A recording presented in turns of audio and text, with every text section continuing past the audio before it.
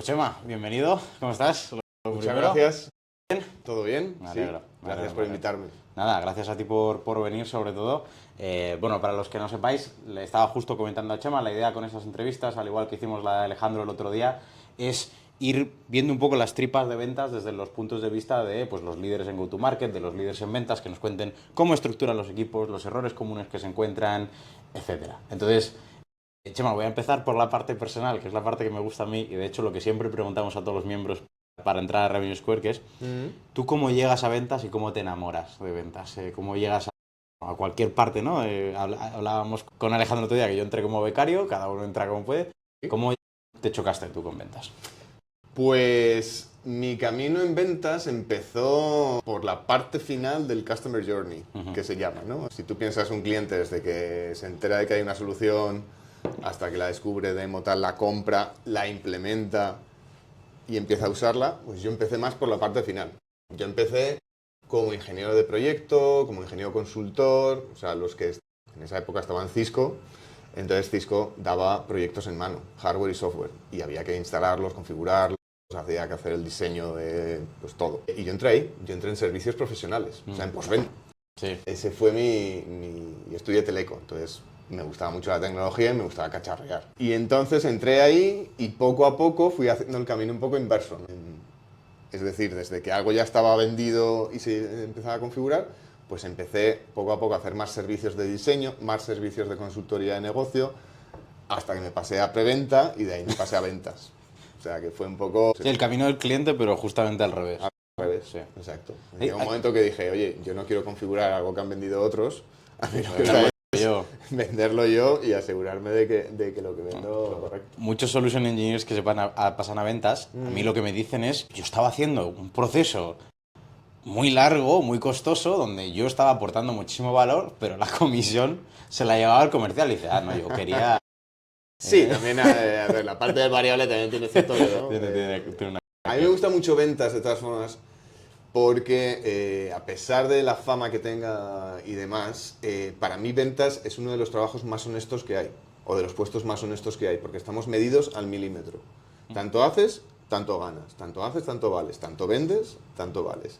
No hay pues si te promocionas bien o si... Para mí hay menos politiqueo, ¿no? O sea, si tú eres un buen comercial, vas a hacer tu cuota y la vas a superar. Sí. Y ahí se demuestran los números, eso no hay nadie. Entonces, para mí es como muy honesto, es muy meritocrático. Sí. Y estoy de acuerdo, porque yo, fíjate que conozco mucha gente que ha intentado... Evidentemente siempre hay la parte de politiqueo, cuando hay dos personas que les está yendo muy bien y una de las dos solo puede subir y tal, pero es verdad que una de las cosas que me he dado cuenta durante todos los años que he estado en ventas es que suelen ser los mejores a nivel personal los que acaban siendo reconocidos como mejores de manera exterior. O sea, no, es muy raro que alguien que de verdad no sea bueno se le vea como bueno. Igual cae bien a los equipos y a los managers y tal, pero, oye, si no es bueno, no es bueno. Es verdad que eso es muy medible. También es una presión, o sea, hay que saber llevar el número cada mes y cada trimestre. Voy a, antes de que, porque hay una pregunta que voy a hilar muy bien con esto que estábamos comentando, pero antes de eso, que sé que te he lanzado directamente la pregunta de cómo has caído en ventas, ¿quién es Chema, no? ¿Y qué es lo que haces? Porque ya estábamos comentando, ¿no? Que tienes un montón de proyectos, ahora mismo estás como Fractional, sí. Estás a 20 cosas, vienes de haber sido el head de Southern Europe de Personio. Cuéntanos un poco sobre ti y ya te lanzo la siguiente pregunta. Pues soy aragonés, estudié teleco, he vivido varios años fuera, en Bruselas, en Dublín, ahora estoy en Madrid desde hace años, tengo 2 niñas, adolescentes, o sea que me voy a quedar aquí en Madrid durante un tiempo. Soy muy curioso y me gusta siempre encontrar, tengo esa parte quizá de ingeniero, ¿no? De encontrar soluciones a problemas. Es un muy buen skill para un comercial. Entonces eso me gusta mucho y luego me gusta mucho también la parte de ayudar a los demás, ¿no? Desde siempre, temas de voluntariado al principio y luego pues otras actividades y por eso me fui a manager, porque sí que me gusta eso, el hecho de llevar un equipo, de ayudar a la gente, de cuando tu equipo llega a cuota o supera, joder, eso es maravilloso. Sí. Y sí, y hace poco, bueno, hace un año me establecí por cuenta propia, un poco por casualidad. pero la verdad es que ha tenido bastante tracción y pues soy mi propio jefe ahora mismo de Inventor. No viene a vender cursos de ser su propio jefe, al contrario. Pues cuéntame, Chema, porque esa transición no es fácil, pero tú sigues llevando equipos, ¿no? Según tengo, o sea, sigues ayudando a llevar equipos, sigues en una parte... Entonces, cuéntame un poco sobre cómo has vivido tú, ¿no? Comentabas antes la parte de las métricas, ¿cómo has vivido tú esa medición de la gente, de los equipos, de ti mismo? ¿Y qué KPIs son los que a ti te obsesionan y dices, mira, si ventas es súper medible, a veces nos pasamos, intentamos medir demasiado, pero ¿cuáles son para ti las mediciones clave para cualquier comercial y para cualquier equipo? Pues buena pregunta. Te voy a decir las que para mí son clave y luego te voy a decir cómo a mí me gusta estructurar las métricas en proyectos en los que trabajo y cómo ayuda a lo mejor a estructurar un poco esas métricas en otro negocio. Pero para mí hay una clave con esto del SaaS y es que las métricas son siempre las mismas, son estándar, ¿no? El win ratio es el win ratio, el churn es el churn. Para mí una de las claves es saber cuáles son las claves, las métricas claves para tu negocio, dependiendo del go-to-market que tengas, del tipo de producto, de la velocidad de ventas y demás. Saber cuáles son las que sí que tienes que mirar prioritariamente y cuáles son las que vienen después. Ahora, esto va a ser una respuesta un poco larga. Me parece bien, me parece bien. Ahora aterrizo. Y luego, saber en qué rangos te mueves. Porque es verdad que las métricas son las mismas, pero los rangos varían. Correcto. Dependiendo de, pues si tienes un producto enterprise, ciclos de venta más largos, pero mayor contrato, pero una conversión tal, o si tienes un producto más small, medium business, ¿vale? Entonces, dicho eso, para mí hay dos tipos de métricas, las que yo llamo las leading metrics y las laggard metrics. Entonces, las primeras son las que a ti te sirven como Head of Sales o como VP Sales para estar al tanto de tu negocio y ver lo que va a pasar y anticiparte. Entonces, para mí, ¿cuáles son claves? Creación de pipeline y, junto con esa es la principal, tanto en número de oportunidades como en cantidad. Y luego, una o dos más que dependan de tu tipo de negocio. Es decir, por ejemplo, en Personio, ¿de qué nos dimos cuenta? Pues que si había dos o más stakeholders en una oportunidad, el ratio de conversión aumentaba. Pues lo medimos. Esa se convirtió en un KPI nuestro. Qué bueno. ¿Cuántas oportunidades tienen dos o más stakeholders? O al revés, ¿cuántas oportunidades tienen un stakeholder? Correcto. Que es peor. ¿Vale? Y luego, si quieres, puedes añadir otra más si es que has visto que por tu proceso de ventas hay algo, yo qué sé, competidores. Pues si tú identificas que teniendo el competidor desde un primer momento identificado, ganas más, mídelo. Entonces, yo ahí difiero un poco de la teoría, ¿no? Que te dice, no, pues el AR es lo principal, el CAC, el LTV, sí. Pero para mí esas son un poco las laggard metrics, es decir, son métricas para llevar a un QBR, son métricas para llevar a inversores, porque te dicen cómo las has estado haciendo. O sea, evidentemente si las estás haciendo la AR, bien. Pero no te indican cómo dirigir. No te indican lo siguiente que tienes que hacer. Vale. O sea, evidentemente tienes que tener un ojo en el CAC, tienes que tener un ojo en cuánto estás invirtiendo versus cuánto estás ganando. Y el AR, por supuesto, ¿vale? Para mí esas tres son AR, CAC, LTV. Pero a mí como Head of Sales no me sirve para decir qué tengo que hacer la semana que viene o el mes que viene. A mí lo que me sirve es decir 3 oportunidades, 4 oportunidades, 5 oportunidades que no sé ni con quién compito, solo tengo un stakeholder y encima el pipeline, que eso sí que lo mido siempre, no me da. Pues si no tengo pipeline y encima estas métricas de éxito no me van muy bien, lo normal es que mi forecast... Pues es una respuesta un poco larga. No, pero me gusta, ¿no? Porque yo creo que una de las cosas interesantes que dices es también, hay métricas en las que quizás no sirve fijarse como un medidor. Sí, quizás cuán efectivo es el equipo, pero no de que está mal, ¿no? O que está roto. Por ejemplo, si tú mides la conversión y tú sabes que tu conversión habitual es tanto, tú puedes saber que algo ha ido mal cuando la conversión está más baja o está más alta. Pero cuando tú identificas qué es lo que mueve esa conversión, cuando empiezas a medir esas que decías tú, oye, pues yo he identificado que para mí me miden los stakeholders. Pues entonces voy a hacer multithreading y lo que tengo que medir es cuántas de mis oportunidades tienen más de uno. Perfecto. En el caso de Salesforce podía ser completamente, oye, cuántos productos cerraban mucho mejor las que íbamos a vender más de un solo producto. Como Salesforce tiene un catálogo tan amplio, y era mucho más interesante mirar qué oportunidades tenían varios productos o varias soluciones asociadas, porque era mucho más sticky, ¿no? Era un rip and replace de, pues tengo que calcular el ROI sobre una pequeña parte de negocios. No, como voy a quitar todo y poner todo, el cálculo me sale mucho más fácil. Como todo está integrado, entonces eso era una de las métricas. Y me parece muy interesante porque es verdad que te puede ayudar a que, oye, si esa conversión que vas a llevar al QBR después, sí que sea... Es que si no, al final lo que haces es reaccionar siempre. Claro. ¿no? Porque esas métricas de conversión, de ARR y tal, es una vez que ya ha pasado el quarter. Sí, Pero correcto. cuando estás en el medio, ¿de qué palancas necesitas tirar? Y ahí para mí está la clave de un buen Head of Sales, en saber qué métricas y por tanto, o qué factores son los que ayudan a ganar oportunidades. Muchas veces, y yo el primero soy culpable, que solo nos fijamos en las oportunidades perdidas. Sí. Oye, ¿por qué hemos perdido? Pues perdemos por no sé qué, por el precio, por el tal. Y no dedicamos suficiente tiempo a las que ganamos, ¿por qué las ganamos? Ahí está la clave de cosas que puedes hacer, o sea, de cosas que puedes hacer más.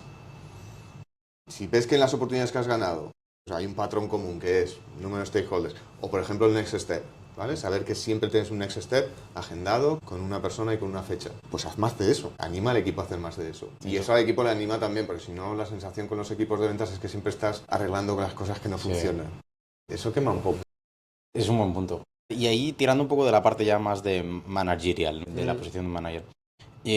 Quizás uno de los grandes problemas en ventas es eso que dices tú, ¿no? Managers muy reaccionarios, más reactivos que proactivos. Es verdad que yo entiendo la dificultad que tiene, y no puedo hablar como manager de ventas porque no lo he sido, yo entiendo la dificultad que tiene porque es un negocio que dependiendo de dónde estés y del tipo de cliente que tengas es muy mes a mes, incluso semana a semana, obviamente trimestre a trimestre, ¿no? Entonces eso muchas veces te pone, como llaman los americanos, on edge, ¿no? Todo el rato reaccionando. ¿Cómo se soluciona eso más allá de las métricas, ¿no? ¿Cuáles son quizás las maneras en las que tú has visto a los mejores equipos, a los mejores managers, o incluso en tu experiencia, ser más proactivos y ir por delante del negocio en vez de por detrás, ¿no? ¿Cuáles son igual los indicadores clave? A ver, indicadores clave son los mismos. Más allá de las métricas.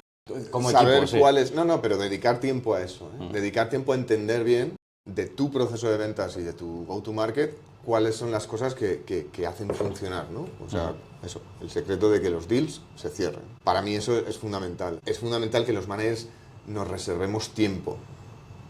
Tiempo de pensar, o sea, tiempo de, aparte de estar con los clientes, de estar con el equipo, de tener un momento, ¿no? de paz mental, como digo yo, y de permitirte mirar al mes siguiente, al trimestre siguiente. Otra de las cosas que para mí es clave es saber celebrar los pequeños éxitos con el equipo. O sea, yo antes, y lo reconozco, era mucho más del látigo y del palo. Cuando las cosas no funcionan, pues venga, más, mejor, esto hay que mejorarlo, tal. Joder, celebra también las pequeñas cosas, esas pequeñas victorias, ¿no? Ese deal que lo has recuperado cuando ya estaba perdido, ese deal que has ganado contra un competidor con el que siempre perdías y de repente lo has ganado. Coño, qué buenas sensaciones. Celebra, porque eso te da mucha gasolina, de la buena, digo, para que el equipo esté. Y otra de las cosas para mí que un sales manager tiene que hacer es trabajar en horizontal. O sea, sales solo puedes mejorar resultados, puedes mejorar un 5%, un 10%. Pero si realmente quieres pasarte, tienes que ir a marketing, tienes que ir a Customer Success. Primero a marketing y luego a Customer Success. Y tienes que trabajar súper codo con codo. No te puedes centrar solo en esta parte de ventas. Entonces, para mí esas 3-4 cosas, fundamentales. Eso me parece brutal. Yo siempre veo al vendedor como un director de orquesta, lo digo mucho, de hecho, lo dije con Alejandro el otro día. Sobre todo en oportunidades. Claro, el ingeniero, el de marketing, el SDR, el no sé quién, traigo un ayudante de producto al consultor, o sea, muchas veces tienes a un montón de stakeholders internos.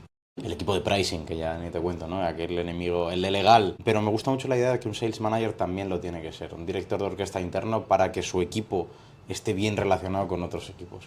Me parece que está muy infravalorado y la gente no lo suele hacer. Voy a tirar de eso de la organización de equipos. Tú que has vivido desde tus proyectos hasta Personio y las otras empresas en las que has estado mucho, diferentes estructuras de equipo, me imagino.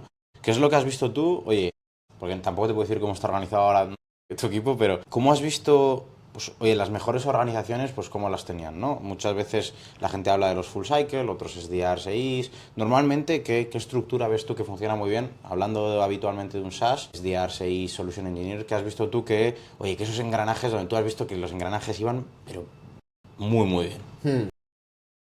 Es una buena pregunta porque a nivel de roles y de proceso todo está de nuevo muy estandarizado, ¿no? Hay SDRs, hay EIs, hay Solutions Engineers, hay CSMs. Para mí, de nuevo, el kit de la cuestión es saber cuánto necesitas de cada uno. Y ahí no hay una fórmula mágica.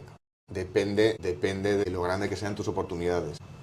De eso depende mucho, porque no es lo mismo, pues eso, tener irte a Enterprise con oportunidades muy grandes, ciclos de venta muy largos, que ahí necesitas tener el equipo montado de una cierta manera y los ratios SDR y Solution Engineer cambian. Entonces, no te sé dar una respuesta de decir, este es el ratio perfecto.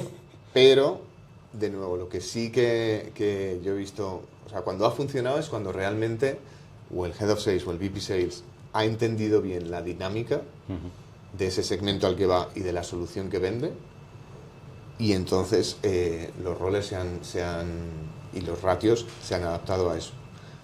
Es verdad que sí que he visto cosas que funcionan muy bien. Por ejemplo, Solutions Engineer. Yo soy muy fan de los Solutions Engineer, ¿vale? No solo porque llevaba equipos anteriormente, sino porque luego lo he visto en la realidad. Sí. ¿Vale? Y hay una tendencia a decir, bueno, si es un SaaS, es un producto muy fácil, tampoco se necesita... Yo soy muy fan de los SESIs. Me han salvado la vida incontables veces. Es una parte muy importante, sobre todo porque para mí es el enlace entre producto y ventas. Y son los que tienen que canalizar el feedback en ambos sentidos. Correcto. ¿Vale? Para que el producto desarrolle bien y luego para que ventas entienda bien lo que viene del producto. Entonces, para mí sí, o sea, un Sales Engineer es un rol que por muy simple que sea la solución siempre te va a aportar.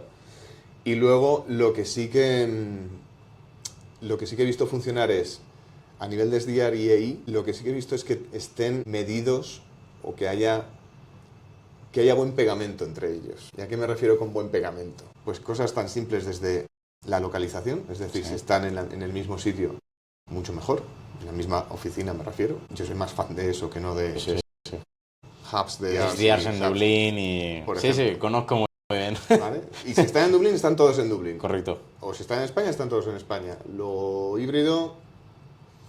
Entonces, desde eso hasta métricas comunes. Es decir, no me vale que un SDR solo se le mida por oportunidades creadas y a la EI por MRR cerrado. Ahí hay fricción. Siempre va a haber fricción. Entonces, sí, de hecho son incentivos bastante perversos. Intenta reducir la fricción. Una de las cosas, el proceso de ventas SaaS tiene muchas cosas buenas porque como está muy compartimentalizado, puede ser muy eficiente. O sea, hay roles dedicados para cada función. Y si quieres entramos luego en si hacen falta SDRs ahora o no, con todo el tema de inspección. Correcto. Eso es otra conversación. Pero a nivel de cadena de montaje, digamos, cuanto más te centras en una parte, más eficiente eres. Eso es bueno. La parte mala es que como hay muchas partes, ¿no? Prospección, cualificación, etc., hay muchos puntos de fricción entre equipos. De marketing a SDR, uno. De SDR a EI, otro. Y de EI a CSM, otro. Entonces, ¿cuál es tu rol, de nuevo, como Head of Sales? Reducir esas fricciones. ¿Cómo las reduces? Pues que las métricas y el modelo de compensación sea lo más homogéneo posible. Yo soy muy fan de compensar a los SDRs por MRR cerrado. Una parte de su Salesforce lo hacemos igual. Además de la creación de oportunidades. Yo soy muy fan de que los EIs tengan una parte de creación de oportunidad. Que puedan prospectar también, no solo recibir y estar a expensas de, ¿vale? Entonces es eso. De nuevo, el rol de Head of Sales reduce fricciones y entiende bien cuál es tu negocio. Y a partir de ahí, si necesitas 2 SDRs por EIs, ok. Si necesitas un SDR por 4 EIs, ok. O sea, es que eso ya depende. Sí, es muy variable. No hay una fórmula mágica, yo no la he encontrado por lo menos. Depende mucho del producto que vendo. No, pero todo lo que dices, a mí me cuadra. La parte, de, por ejemplo, de los SDRs, en Salesforce teníamos a los SDRs y a los accounts de ISMB, a los 6, ambos estaban en Dublín. Y eso es verdad que yo justo fui SDR durante el COVID, entonces me quedé en casa. Pero la gente que estaba allí sí que se notaba mucha más complicidad y al final las cosas las resolvías de manera mucho más humana. Te acercabas a la mesa o te cambiabas de piso, estuviera donde estuviera. Oye, Chema, tal, no sé cuántos, hacemos esto, venga, sí, tal. Nos metemos en la misma sala con el cliente, hablamos y eso genera mucho. Cuando eres BDR, los Account Executives para Enterprise y Mid-Market están en España, entonces de repente tienes esa división de país. Y lo que ocurría es que era muy habitual que los BDR se viniesen a España. No solo por la parte de networking, sino porque se les hacía mucho más fácil trabajar con nosotros en persona. Y se notaba mucho también luego de cara a la promoción, que tuvieras la visibilidad, que te ven trabajar en persona, etc. Entonces, creo que es muy importante, vamos, en todos los sentidos. Está la parte fiscal, que cada empresa haga lo que quiera, pero creo que tienes toda la razón. Perfecto. Ya hemos dicho entonces lo del ratio, que era una de las cosas que te iba a preguntar. Aquí cada uno encontrará el suyo, así que voy a pasar un poco a esos SDRs precisamente, y tú como Head of Sales, ¿qué es lo que has visto? Sobre todo en toda tu trayectoria, hemos visto que los canales de outbound y de generación de demanda no solo han ido cambiando y apareciendo nuevos, como LinkedIn, que no servía como canal de generación de demanda hace años, y ahora sí que es parte de eso, ¿no? Y en LATAM, por ejemplo, comentábamos el otro día con Paul que WhatsApp es un canal de generación de demanda brutal. Pero aquí en España, no, por ejemplo, no está tan bien visto, en Estados Unidos ni se usa. Para ¿Cómo? generación sí, pero para Bueno, sales, exacto. vamos. ¿Qué has visto tú, ¿no? En eso, cómo ha ido cambiando esa generación de demanda y qué ves tú que se está infravalorando o se está sobreutilizando, ¿no? ¿Cómo ves un poco la situación de los canales de generación de demanda y qué se puede hacer con eso? Yo creo que hemos pasado de un modelo de volumen a un modelo de calidad. Es decir, antes lo que contaba era llegar a cuantos más prospects posibles pudieras. Y entonces te montabas tus secuencias, sobre todo era el email, y empezabas a bombardear. Eso y llamadas. Para mí, los canales sí que han ido cambiando, pero yo creo que o sea, en mi opinión, la parte, digamos, fundamental que ha cambiado es cómo los usas. Es decir, seguimos teniendo email, LinkedIn, llamada, bueno, un poco más. Sí, ¿Vale? WhatsApp, si te atreves. WhatsApp, o una vez que ya te han dado el número y demás, ¿no? Pero tenemos más canales, tenemos más facilidad de usarlos, pero a la vez el ratio, digamos, el aguante de los clientes ha ido para abajo. O sea, sí, podemos llegar más fáciles a ellos, pero ahora, ¿cuántos te abren un email de prospección en frío, no? O sea, hay una saturación. Brutal, además. Entonces, para mí, la clave ahora es esos canales que tú tienes, cómo con herramientas con IA, por ejemplo, puedes tunearlos para llegar al cliente en el momento oportuno. Que para mí es una de las ayudas más grandes que tiene la IA. Para mí no es tanto que te den el número de teléfono, el contacto y demás, sino que tú puedas saber en qué momento de madurez están tus prospects. Y entonces atacarles de una forma u otra. ¿A qué me refiero con eso? Sobre todo en LinkedIn. Si tú puedes ahora saber a qué post reaccionan, qué cuentas siguen, cuándo dan un like, cuándo dan un comentario, qué hacen fuera de LinkedIn, incluso en otras webs. Noticias, podcasts, artículos. Eso a ti te da muchísima información como SDR para, primero, modelar el mensaje y, segundo, actuar en el momento correcto con el mensaje adecuado, ¿no? Entonces, si un cliente está bastante más maduro, está ya mirando precios y demás, no le atacas con a lo mejor un mensaje muy introductorio, sino que ya vas un poco más al grano, ¿no? Otro cliente que está menos maduro, para mí, esa es la clave a día de hoy de cómo conectar. Me gusta mucho. Y eso te lo da. Luego hay que saber elegir la herramienta, por supuesto, Sí, porque hay muchas. Pero ese poder ahora descrapeado, no descrapeado de información, sino descrapeado de madurez.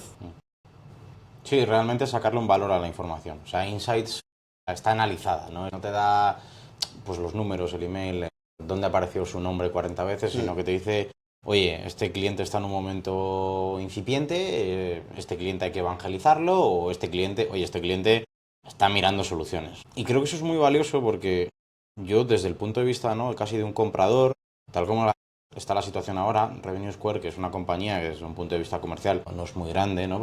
Tampoco soy el cliente ideal de ninguna persona, y aún así recibo muchos mensajes todas las semanas, todos los días. Ayer tenía 20 o 30 mensajes, emails comerciales, de cosas que ni me interesaban, entonces es muy difícil distinguirse y entenderlo. Pero hoy me ha llegado uno, y me ha llegado uno espectacular. O sea, porque es lo que dices tú, era un tema que ¿Qué es lo que estábamos... espectacular? Iba muy directo al valor. Decía, oye, hemos visto esto. Era un tema técnico, ¿no? Este tío me está diciendo, hemos entrado en tu página web y hemos visto que se tarda en cargar la página en móvil diferente a ordenador. Y hemos visto que esto podría estar afectando a tus búsquedas porque, o sea, el tío había sacado toda la información adecuada y me había propuesto un problema que ni me había fijado, ¿no? Es decir, oye, he entrado desde el móvil, desde la web, he visto que hay latencias muy diferentes cuando se clica en cosas y he visto que tienes tantas visitas en la web. Esto significa que si hay alguien que quiere clicar algo y no se le abre la pestaña correcta, puede que estés perdiendo leads.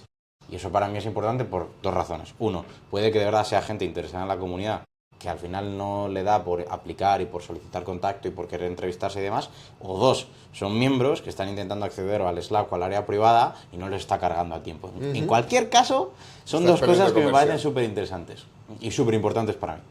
Y entonces ha sido el único correo desde hace meses que he dicho, jo, qué bueno, porque es un poco lo que dices tú, ¿no? Realmente has sacado valor a esa información y la has analizado, no ha hecho así, he hecho, pues le chuto un email y le personalizo 2 sitios y cosas en el cuerpo del email y fuera. Y eso sí que creo que es un game changer. Entonces, ¿cómo ha llegado esa información? También es la pregunta, ¿no? Claro. ¿Ha llegado de forma manual o ha tenido un agente que él le mete los dominios y el agente va al email, va al Yo entiendo que tendrá un agente porque si no es verdad que para empresas de mi tamaño, con todas las que hay, se puede tirar mirando webs toda la tarde. Pues si tú tienes un agente que le dices en N8N o donde sea y le dices, mira, de toda esta lista de dominios, vete al sitio de escritorio, al sitio móvil y me dices las latencias. Y te devuelve las latencias y tú coges de esa lista y le chutas ese email. Probablemente ese email no sea personal. No, correcto. ¿Vale? Pero ese es el thinking que hay detrás. Ahí, eso antes y mía era impensable. Ahí es a donde voy yo. O sea, no solo la IA en plan de volumen, de creación, sino, coño, úsala entendiendo bien cuál es tu propuesta de valor y dónde quieres ir. Y aterrizado en el sitio correcto. En el sitio correcto. O sea, de hecho, para mí hay un punto que es, a mí no me importa que el SDR no me haya escrito el email personalmente de su puño y letra. Me da igual. Si de verdad me resuelve algo, lo necesito en ese momento, perfecto. O sea, es que como si me escribe a eso me refiero, desde el presidente hasta el SDR. Y gracias por puntualizar lo que no me salía. Que ahora la gente dice, no, la IA la vamos a utilizar para que el email sea solo para ti, súper personalizado en persona. No, Javier, sí, o sea, te lo agradezco, pero lo realmente importante, ¿cuál es? ¿Me aporta valor, sí o no? Exacto. Me vas a dar, o sea, si yo invierto, voy a sacar más beneficio del que invierto, sí, pues entonces me interesa. Estoy completamente. Si me llamas por mi nombre, pues oye, fenomenal. Completamente de acuerdo. Voy a tirar antes de la parte del valor y te hago una de las preguntas que tenía pensadas, que es, normalmente para que un producto aporte valor a la persona que estás contactando, es porque esa persona está muy bien definida como cliente potencial, ¿no? Ese ICP que todos llamamos. ¿Cómo haces tú como líder de ventas para definir bien a ese ICP? Porque normalmente no es fácil, ¿no? ¿Qué tipo de empresa, qué tipo de perfil, a qué persona vamos? ¿Es de recursos humanos, es de ventas, es de software? Entonces, ¿cómo defines ese ICP para que de verdad el valor de tu producto sea diferencial, ¿no? ¿O qué pasos hay que seguir para tener muy claro a qué persona tienes que ir? A ver, yo sigo 2 metodologías. Primero, para llegar a esto, estamos hablando desde un principio, ¿vale? O sea, para llegar a tu ICP, para mí hay dos fases. Una es segmentación y otra es perfilado. Segmentación, ¿a qué tipo de clientes quiero ir? O sea, según mi solución, ¿a qué tipo de empresas? Enterprise, mid-market, SMB, ¿qué sectores son los donde mi solución tiene más encaje? Ahí usas variables demográficas y firmográficas, ¿no? O sea, de empresa y demográficas, ¿no? Pues oye, por número de empleados, por localización, por industria. Si yo tengo una solución como Bionex, ¿no? Que trabaje en ello, que era un revenue manager para hoteles, pues evidentemente yo voy a hoteles. ¿Puedo ir a todos los hoteles? No, porque mi solución no voy a hoteles que son... Entonces, esa es la segmentación. Y de ahí hago el perfilado. Entonces, el perfilado para mí, ¿qué es? De esa empresa tipo que yo he identificado, ¿a qué roles le voy a vender? ¿Cuál es la persona? El buyer persona. Para mí eso es el perfilado. ¿Qué tipo de roles son? ¿Qué problemas tienen? ¿Dónde están en la organización? ¿Cuál es su día a día? ¿Cuál es el impacto? O sea, ¿qué le voy a ofrecer yo a esa persona que o le soluciona un problema que sabe que tiene o que le descubra un problema que no sabía que tenía, ¿vale? Y ahí el perfilado es, para mí tienes que invertir tiempo, porque depende de ese perfilado, luego vas a hacer tus secuencias de prospección, tus mensajes y demás. Entonces ahí, para saber ¿no? Para ir un poco, así como un poco más procedimentado, y es que a mí me gusta partir de frameworks porque te dan la mente de ingeniero. Resultados. El famoso Jobs to be done me gusta mucho. Pues eso, Jobs to be done, ¿no? ¿Qué tiene que hacer esa persona en su empresa? ¿Para qué le pagan? ¿De qué es responsable? ¿Cuáles son los problemas que tiene que resolver? Y ahí entra tu herramienta. Entonces, por ejemplo, en Personio, ¿no? Íbamos a director de recursos humanos, íbamos a HR Operations, íbamos a Talent Management, Talent Recruitment, y para cada uno de esos teníamos una propuesta de terreno. Era un caso de uso. Un caso de uso, ¿vale? Para el Business Operations, ¿qué eran? Pues los tickets. Están inundados de tickets y de preguntas de gente, que cuántos días de vacaciones tengo, que cuál es la baja, que cómo hago este proceso, cómo pongo un sustituto, ¿vale? Pues eso es diferente de un director de recursos humanos, que tiene que responder al CEO de cuántas contrataciones se han hecho, cuánto me cuesta el personal, cuánta gente se me va de baja, cuánta gente voy a necesitar, que a su vez es diferente del talent management, de, oye, cuánto tengo que contratar, cómo contrato, tal. Entonces, cada uno tiene unos jobs to be done, ¿no? Cómo yo encajo ahí. Me gusta. Me gusta porque además es intuitivamente a lo que llega un buen SDR, aunque no lo tenga, ¿no? Es, oye, ¿qué hace mi producto y a quién le puedo vender este producto? Y entonces identifica esos casos de uso y luego identifica... O sea, es mucho mejor hacerlo desde arriba y ayudar, ¿no? Pero muchas veces hablo en la comunidad, claro, hay miembros, startups o scale-ups y no tienen esos equipos de ventas o son ellos los que están creando el equipo de ventas y dicen, joder, pues, ¿cómo me cuadro? Y es verdad que es muy, muy interesante ver producto, casos de uso, a quién le va el caso de uso, jobs to be done y ya tienes, con eso ya tienes niquelado todo lo siguiente.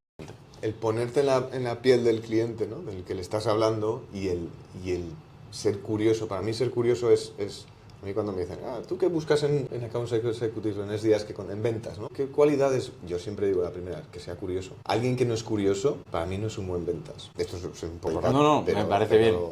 Alex me decía que él lo que busca, dice, bueno, lo que busco y lo que creo que debe buscar cualquier persona es el drive. Dice, hay cosas que no se pueden enseñar, curiosos exactamente lo mismo. Si tú eres curioso, no se puede enseñar. Tienes drive. Sí. La persona que es curiosa inherentemente no para hasta saber lo que quiere saber. Correcto. Y entonces para mí el drive va... Sí, pero me refiero, o sea, y la ambición la también. comparativa es, hay cosas que no se pueden enseñar. Hay cosas que no se pueden enseñar. Y los skills de ventas sí que se pueden enseñar. Yo creo que es un error eso de que la gente dice que no, es que un ventas tiene que ser extrovertido y tal, y no sé cuánto. No tiene por qué. O sea, yo he visto gente de ventas que es de cada uno de su padre. Para mí son más traits, como dicen los ingleses, de personalidad, más eso, ¿no? De ser curioso, de saber adaptarte. Y luego cómo vender y cómo negociar, cómo llevar procesos, todo eso se enseña. Sí. Ser ambicioso. La persona que no es ambiciosa, ¿cómo le enseñas a alguien a ser ambicioso? Es imposible. ¿O cómo le enseñas a alguien a ser curioso? No se puede. Para mí un ventas tiene que ser ambicioso. Todo el sentido del mundo. ¿Cómo? Ahora voy a pasar a una parte un poco más complicada, pero como te gustan los frameworks, igual sí que...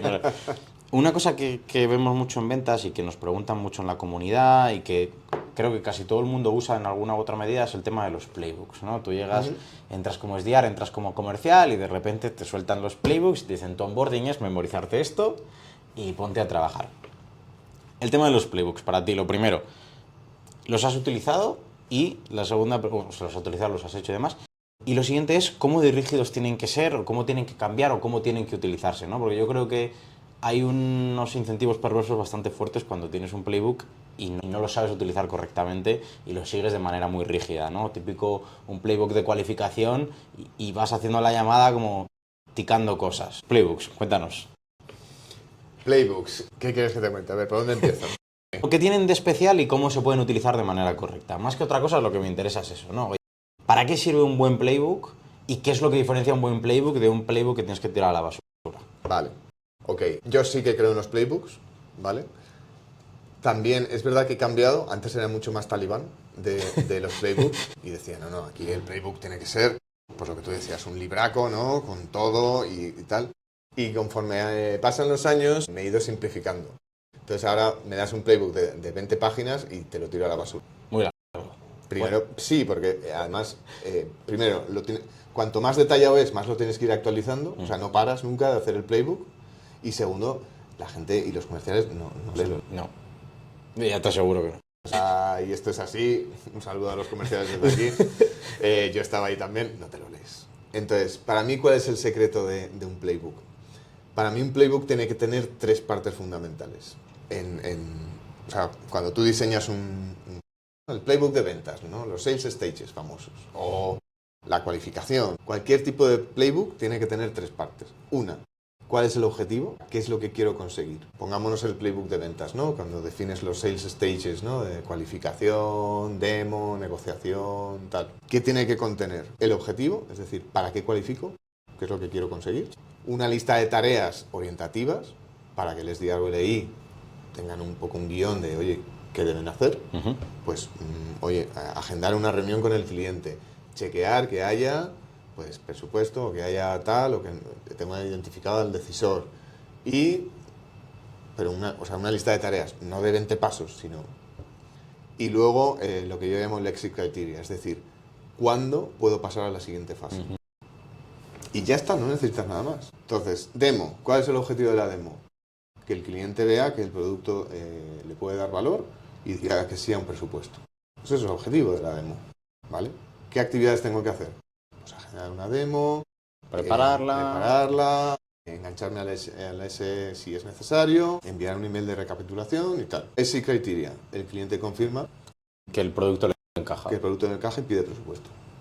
Y entonces me voy a la siguiente. Entonces, para mí los playbooks tienen que ser una ayuda, no un documental de lo que hace la empresa, sino una ayuda para que el SDR, el EI, el que sea, vaya en un momento determinado y diga, ¿dónde estoy ahora mismo? Ah, estoy en demo. Vale, pues esto es lo que tengo que hacer. Sí. Ir poquito a poco. O sea, un playbook para mí lo que te ayuda es a cuál es la pequeña victoria que tienes que conseguir. Ubicarte un poco en el proceso y darte pistas. Te mantienen un camino, pero no te ponen unos guardarraíles donde vas andando en un sitio súper estrecho. No, porque luego, para mí el playbook luego lo puedes complementar con pues otro tipo de documentos que a lo mejor son más vivos. El de objeciones, por ejemplo. Sí. A mí ese sí que me gusta tenerlo. ¿Vale? Oye, ¿qué hemos oído de los clientes últimamente? Pues los clientes nos dicen esto, pues mira, le podemos contestar esto otro, ¿no? Nos dicen que... Con las actualizaciones de producto, por ejemplo, eso es uno que a mí me gustaba mucho. Salesforce tenía uno que era todos los updates de producto. Todos los estos metían update de primavera, esto se ha añadido. Entonces, cuando ibas, sabías qué documento tenías, si te preguntaba una duda técnica al cliente, lo tenías ahí. Pero justo, esos son como un poco aparte, ¿no? Son esos anexos que son importantes y que son vivos. Claro, y que puedes ir más o menos actualizando. Pero esto, o sea, recapitulando un poco, los playbooks sí, pero aterrizarse a la realidad. No hagamos biblias de cómo vender. Me parece bien. Tirando de eso, ¿no? Y de la parte de los playbooks y que de tener una guía y demás, una cosa que es súper importante en un buen manager, en un buen head of sales, es la parte del enablement, del coaching, de las personas, de saber cómo ayudar a alguien dependiendo de que bueno, cada uno ayuda diferente en un momento diferente, ¿no?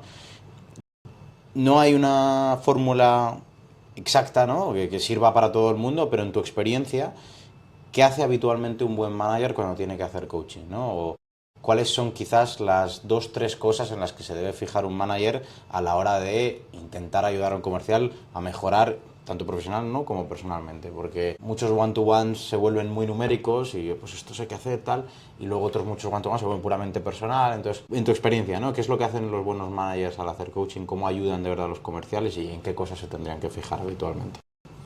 Para mí una de las claves es asegurarte de que tienes tiempo como sales manager para o estar en llamadas con clientes o revisarte las llamadas con clientes. Coaching activo.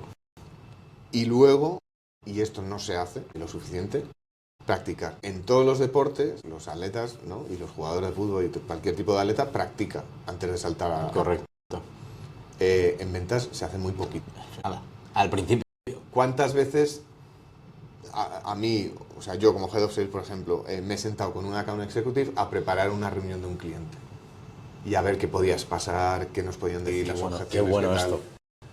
Muy poquitas, muy poquitas. Eso sí, post llamada, ahí vamos. El post-mortem.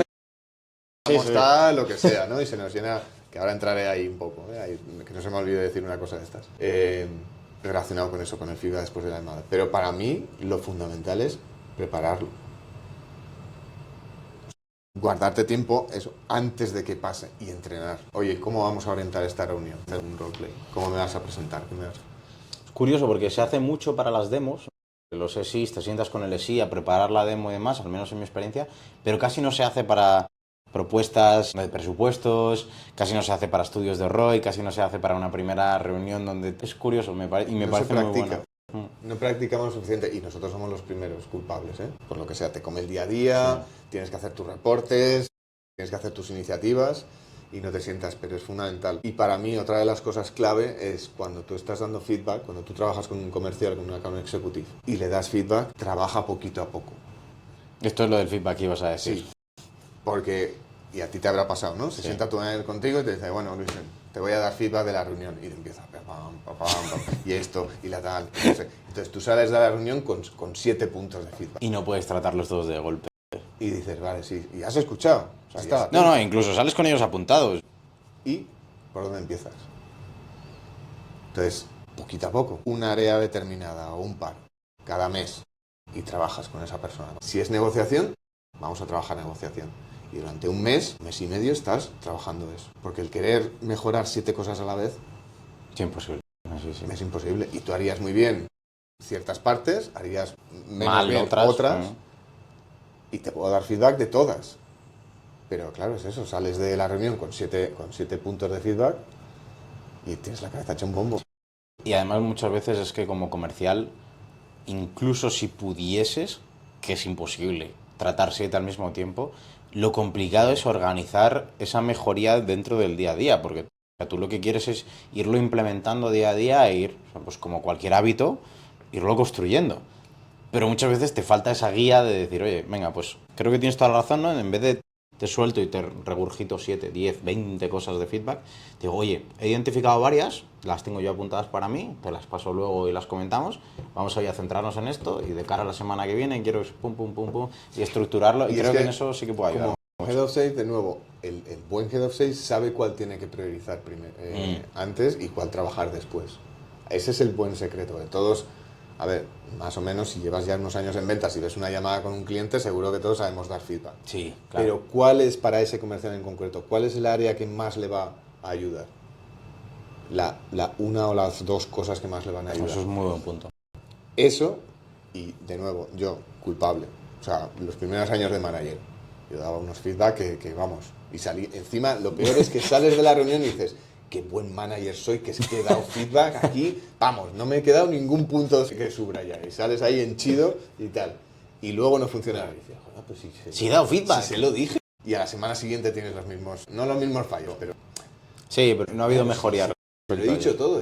Ya, bueno, es que la gente no es un robot, no es una programación de API que le enchufas ahí todos los errores y te hace. No le puedes cambiar el prompt y... Eso al final se aprende con la edad y por eso los managers que, pues eso, y cuando ya era manager junior, pues esas cagadas. Piedras por las que hay que pasar. Pobres los comerciales que yo llevaba en esa época, porque claro, me imagino ahora saliendo de la reunión diciendo que me ha caído de todo, vamos. Pero es un buen punto, porque uno siempre quiere dar feedback y uno dice que siempre quiere recibirlo. A mí siempre me ha encantado recibir feedback, pero cuando te comes mucho de golpe no lo procesas. Es imposible de tragar. Y yo ahora que trabajo en empresas, ayudándolas un poco con procesos y demás, muchas veces me dicen, bueno, pero ¿y qué más? O sea, vale, vamos a esta iniciativa, ¿y qué más? Y yo, a implementar esto, mañana vamos a un mes, ¿vale? Y cuando te des cuenta al mes de, ¿vale? Entonces seguimos con la siguiente. Porque cargar iniciativas sobre iniciativas... No. Pues, Chema, me encantaría cerrar con esto, pero tengo 3 preguntas que son relativamente rápidas, pero no tanto. Pero bueno, voy a empezar. La primera es, ¿qué error en Go-to-Market fue el que más te enseñó? ¿Qué error fue el que más me enseñó? Joder, es que ha habido mucho. Yo tengo muchos y no he llegado yo creo que, viendo un poco todas las empresas en las que he trabajado, yo creo que la lección de la que más he aprendido es que no hay un modelo único para todos. O sea, esto de ir con tu librito, de así se hacen las cosas y me da igual el cliente, la empresa y la tal, no. O sea, siempre intenta entender muy bien cuál es tu negocio. Y en detalle, no solamente a nivel de cifras, de macros, de industria y tal, sino cuáles son las cosas que hacen funcionar tu proceso de ventas. Yo iba con mi librito muchas veces y lo implementaba diciendo, no, es que esto es lo que funciona, no, esto es lo que me funcionó aquí, pero lo que funcionaba en Dropbox no funciona en Bright. No todos los engranajes son iguales. Y me llevé una piña. Claro. Y lo que funcionó en Eventbrite no funcionó en Bionex y me llevé otra piña. Y lo mismo en Personia y me llevé otra piña. O sea, me he ido piñando y me piñaré más veces. Es esto. Qué bueno. No hay Las métricas son las mismas. Eso no, se calculan de forma igual. Eso no quiere decir que tengan que ser las mismas para... Correcto. Qué bueno. Y entonces, del error al consejo. Si alguien estuviera empezando en Go-to-Market, ¿qué consejo rápido le dirías? Que entendiera cómo se vende su producto. Y si fuera un comercial más junior, también lo mismo. Que entendiera cómo se vende su producto y que se sentara con los clientes, con los que ya son clientes. Y les preguntara para qué sirve su producto y cómo les ayuda su producto. Eso me pareció brutal. Yo lo hice en Salesforce y fue lo que más me ayudó, porque de ahí saqué todos los casos de uso después. Qué bueno. Y lo último, que esta sí que nos corta, pero si puedes responder corto, lo Venga. flipo. ¿Qué crees que va a cambiar en go-to-market de aquí a unos años? Yo creo que va a cambiar la forma, ya está cambiando, la forma en la que nos dirigimos al cliente. Todo el tema que te decía de la Sí, prospección. el tiempo, el eh, momento... Sí, va a cambiar. Y sí que puede ser que lleguemos a un punto en el que no haya tanta separación de roles, sino que haya roles, digamos, más Sí, unificado. unificados. A lo mejor no para las cuentas, para cierto tipo de cuentas, pero en general. Sí.